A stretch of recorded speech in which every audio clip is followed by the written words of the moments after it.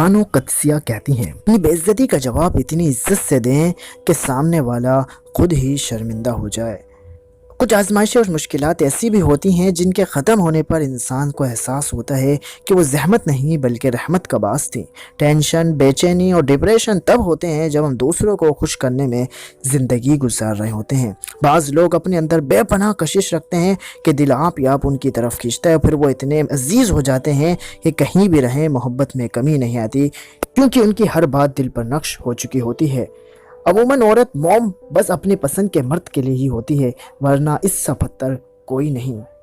اگر آپ نے کسی کے کردار کا اندازہ لگانا ہو تو دیکھو کہ وہ ہنستا کس بات پر ہے۔ اللہ دکھ بھری داستان کو بڑے دھیان سے سنتا ہے، کچھ غم مٹا بھی دیتا ہے، کچھ الجھنیں سلجھا بھی دیتا ہے، لیکن اگر سارے ہی غم سلجھ جائیں تو آدمی اور اس میں بات چیت بند ہو جاتی ہے۔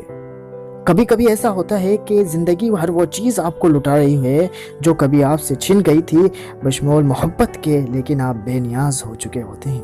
مرد اگر سچی محبت کر لے تو وہ نہ کسی غیر عورت کی طرف دیکھتا ہے اور نہ کسی غیر مرد کی نظریں اپنی عزت پر پڑنے دیتا ہے۔ محبوب بلا وجہ ناراض ہونے لگے تو سمجھ جائیں وہ اداس ہے، اسے آپ کی محبت کی ضرورت ہے۔ لڑنے کے بجائے اسے خوب پیار دینا سمجھدار خاتون کی نشانی ہے۔ کسی کی بدتمیزی سے مت گھبرائیں، وہ بس اپنا تعارف کرواتے ہیں۔ سمجھداری اسی میں ہے کہ آپ انہیں پہچان کے آگے چل دیں۔ دنیا دوسری چیزوں سے غافل کر دیتی ہے۔ دنیا دار جب ایک چیز حاصل کرتا ہے تو دوسری چیز کا مرض لاحق ہو جاتا ہے۔ ہم زندگی میں ضرور کامیاب ہوں گے اگر ان نصیحتوں پر عمل کر لیں جو ہم دوسروں کو دیتے ہیں۔